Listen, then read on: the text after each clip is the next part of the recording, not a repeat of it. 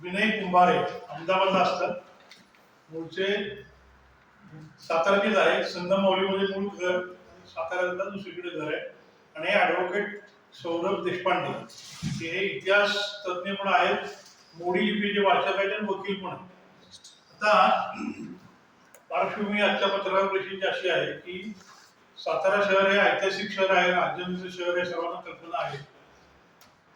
त्यामुळं सातारा शहराला नुसतं भूगोल नाही, इतिहास पण आहे.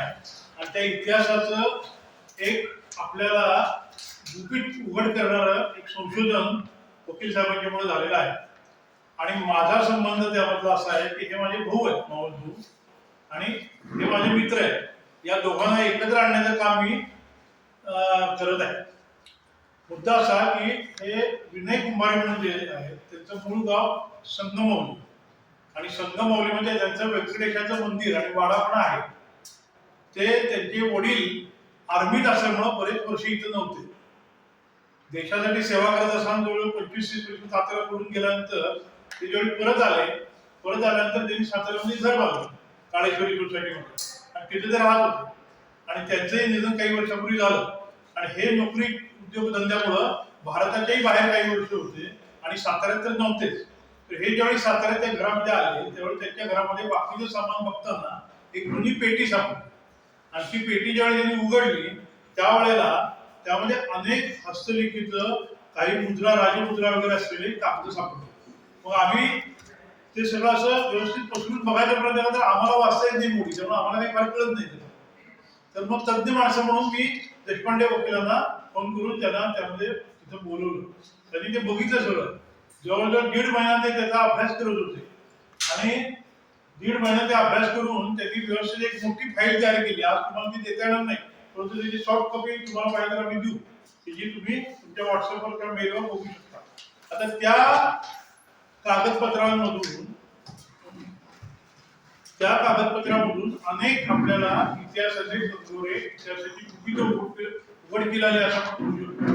त्यामध्ये ह्यांचं जे कुंभारे घराणं आहे त्याची महती तर कळलीच आपल्याला, परंतु अत्यंत दुर्मिळ असं ताराबाई महाराज साहेब, शाहू महाराज पहिले, शाहू महाराज दुसरे, त्यांच्यापासून ते दुसऱ्या बाजीरावापर्यंत अनेकांची पत्र आणि अनेकांची हस्तलिखित त्यात सापडलेली आहेत. आता याबद्दल मी जास्त भाष्य न करता मी या दोघांनाही सांगतो, आणि तुम्हाला नंतर काय प्रश्न विचारेल त्यांना विचारा तुम्ही. मी माझं मनोगत इथं किंवा प्रास्ताविक थांबवतो. परंतु आपल्या शहरामध्ये हा एक मोठा इतिहासाचा उलगडा करणाऱ्या कागदपत्राचा ठेवा उघड केला येतो आहे. त्याला आपण सर्वांनी योग्य ते आपल्या वर्तमानपत्रामध्ये, आपल्या चॅनेलमध्ये त्याला प्रतिनिधित्व करावं, आणि त्यातून दुसरा आणि काही इतिहास संशोधनाच्या दृष्टीनं चांगलं निघेल यात मला चिडमात्र शंका नाही. धन्यवाद. ती कागदपत्र कुठे गेली हे आम्हाला काहीच माहित नव्हतं. वडिलांनाही विचारलं, बऱ्याच जण लोकांना विचारलं, कोणी काही सांगत नव्हतं. शेवटी आता मी सध्या रिटायर्ड झालो. काही कारणानं मी घरी आलो होतो की घर सगळं साफ करावं, घरात काय काय आहे, कारण सगळं सामान आई वडिलांचं असंच पडलेलं होतं. तर ते शोधता शोधता मला एक पेटी सापडली, आणि त्या पेटीत एक गाठोडं होतं लाल रंगाचं. ते थोडं भिजलेलं पण होतं. ते काढून वाळवल्यानंतर मी ह्या सगळ्या गोष्टी रेफर केल्या डॉक्टर सुरवींना. ते माझे भाऊ असल्यामुळं आणि साताऱ्यातले बऱ्याच गोष्टी त्यांना माहिती आहेत की आपल्याला मोडी कोण वाचून सांगेल त्याच्यात काय आहे ऍक्च्युली. मग त्यांनी मला देशपांड्यांचा नंबर रेफर केला, आणि सुदैवानं ते दुसऱ्या दिवशी उपलब्ध झाले. ते उपलब्ध झाल्यानंतर आम्ही आमच्या घरी गेलो. ते घरी आल्यानंतर ते अक्षरशः आश्चर्यचकित झाले की एवढे सगळे ऐतिहासिक ठेवा तुमच्याकडे सापडतात, आणि हे खरंच म्हणजे प्रकाशात आणण्यासारखी गोष्ट आहे. काही याच्यात बाजीराव पेशवे दुसरे यांनी लिहिलेलं आहे की कुंभाऱ्यांना लिहिलं आहे की आम्ही तुमचे सेवक आहोत. काही ठिकाणी याचाही उल्लेख आहे की चातुर्मासात ते आमच्या वाड्यातून राहिलेले. आमचा स्वतःचा सातारला रथ होता, ते माऊलीमध्ये रथ होता. आता तो त्यातलं काही अस्तित्व नाहीये, कारण लोकांनी लाकडं वगैरे काढून चोरून नेलेली. त्यानंतर वाडा, दुमजली वाडा होता. तो खूप म्हणजे शाहू महाराज त्या हत्तीच्या अंबारीवर बसून आत यायचे असा वाडा होता. एक व्यंकटेशाचं मंदिर आहे, शेजारी घाट आहे. ते घाट आणि मंदिर पण ते त्यांनी बक्षीस म्हणून दिलेलं आहे. ह्या सगळ्या गोष्टी आहेत. आता आम्ही देशपांड्यांच्या मदतीनं, ते कारण इतिहासकार पण आहेत, आम्ही एक एक गोष्टी शोधत आहोत आणि या सगळ्याचा तपास सुरू आहे. हे प्रायम ऑफिसी आम्हाला सापडलेल्या गोष्टी आहेत. धन्यवाद.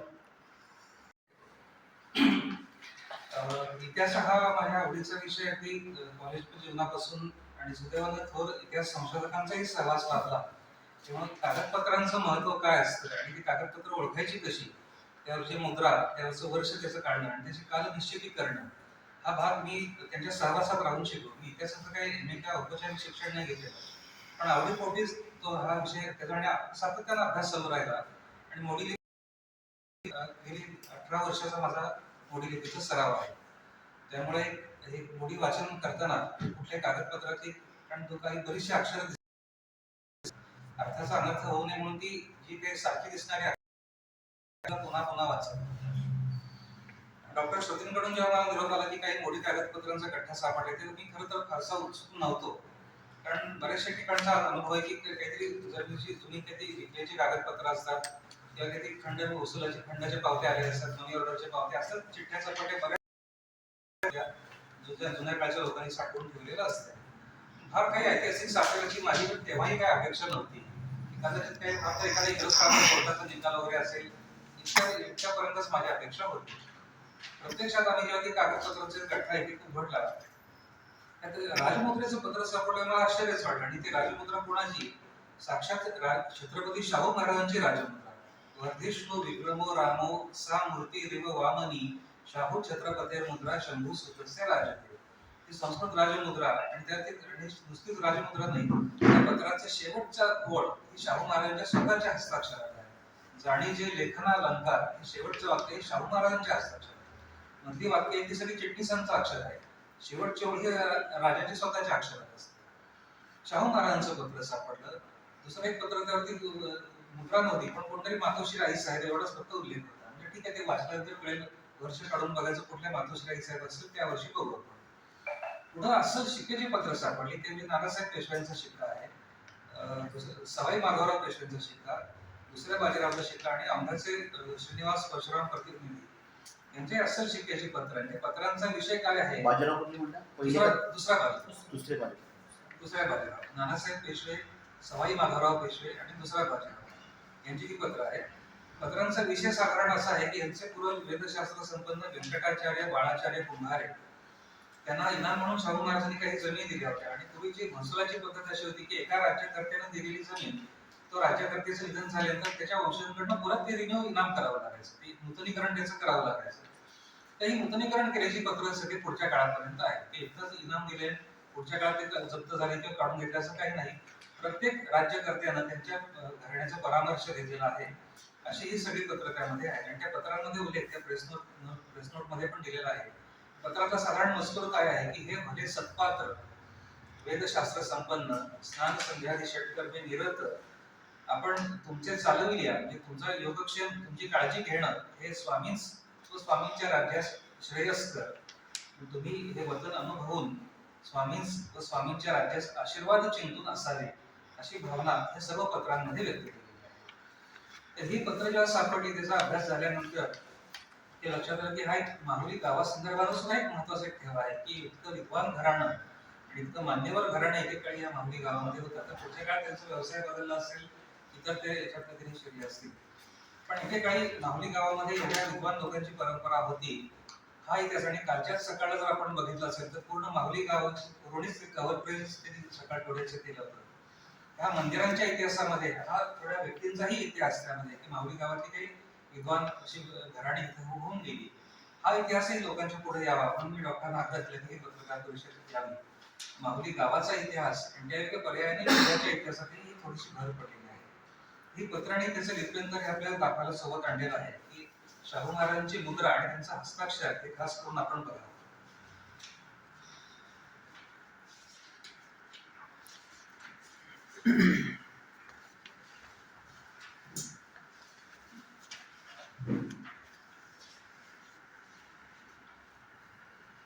दरबारी साधारण पत्रव्यवहाराची पद्धत अशी आहे की राजानं जेव्हा एखादं इनाम दिलं एखाद्या व्यक्तीला, तर इनाम देण्याची पण पूर्वी पद्धत होती की आपण सर रामचंद्रपंत आम्हाला त्यांचं आज्ञापत्र काढून घरी येतो. त्यात वृत्ती आणि इनाम असे स्वतंत्र प्रकरण असतात की राजानं कुणाला आणि किती दान द्यावं, तर कोणाला कुठल्या काही चांगल्या बाजू, सकारात्मक बाजू कुठल्या, नकारात्मक बाजू कुठल्या, हे त्याचं वृत्ती आणि इनाम या प्रकरणात रामचंद्र पंतांनी त्याचं स्पष्टीकरण केलं की उगाच कोणीही साधू येईल, तपस्वी येईल, एखादा गोपिष्ट येईल, त्यांना परभारे दक्षिणा देऊन वाटेला लावायचं. पण जे तुझे सत्पात्र आहेत, ज्यांचा परामर्श घेतल्याने राज्यास कल्याणकारक आहे, अशाच व्यक्तींना जवळ घेऊन त्यांना इनाम द्यावी.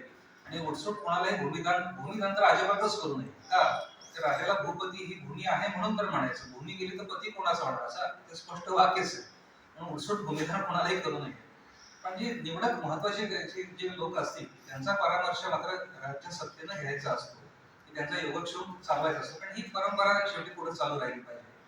तसं हे रामचंद्र पंत आम्हाला त्यांनी आज्ञापत्र दिले. तर त्याचंच एक उदाहरण म्हणजे या घराण्याकडे बघता येईल. वेदशास्त्र संपन्न व्यंकटाचार्य बाळाचार्य कुंभारे, तर हे शाहू महाराजांचं पत्र आहे. त्याची हे राजपुत्र आणि खालचं हस्ताक्षरही आपण पाहतो. त्या फोटोमध्ये येणार नाही त्याला.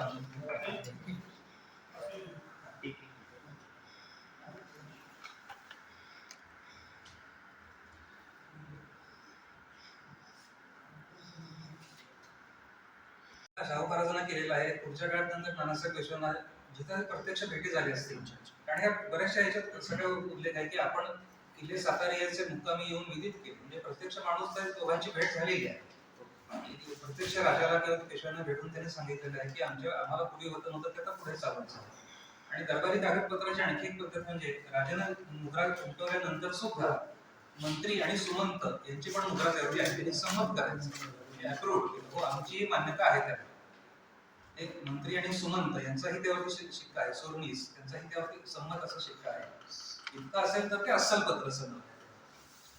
पेशव्यांच्या आणि साताऱ्याच्या गादीचा संबंध सुद्धा उलगडतो. साधारण किती वर्ष झाली असतील या पत्रांना? 1747 चं पत्र आहे. 1747 म्हणजे 1710, 1747, 1796, 1799 आणि 1740 अशी ही पत्राची वर्ष आहे. परत सर 1747 सालचं शाहू महाराजांचं पत्र आहे. नंतर सवाई माधवरावांचं पत्र आहे 1796 या वर्षाचं. दुसऱ्या बाजीरावांचं 1799 आणि श्रीनिवास परशुराम प्रतिनिधी यांचं 1740 या सालचं श्रीनिवास प्रतिनिधी पंतप्रतिनिधी औंधाचे पत्र.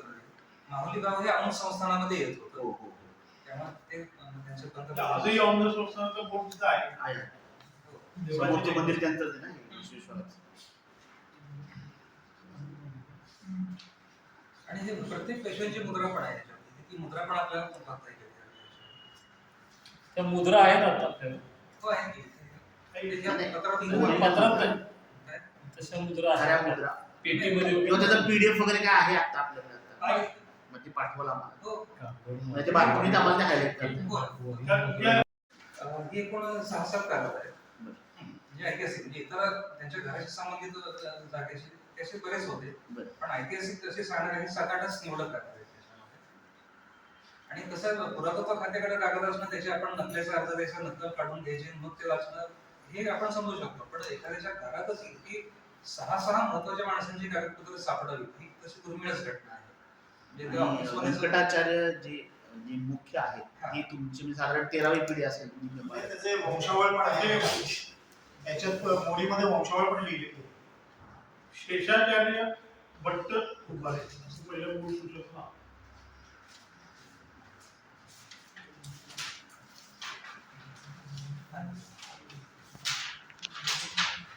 ही मोडीमध्ये वंशावळ आहे, त्याचं मराठीकरण केलेलं आहे. मोडीत आहे. हे मराठीकरण केलेलं आहे.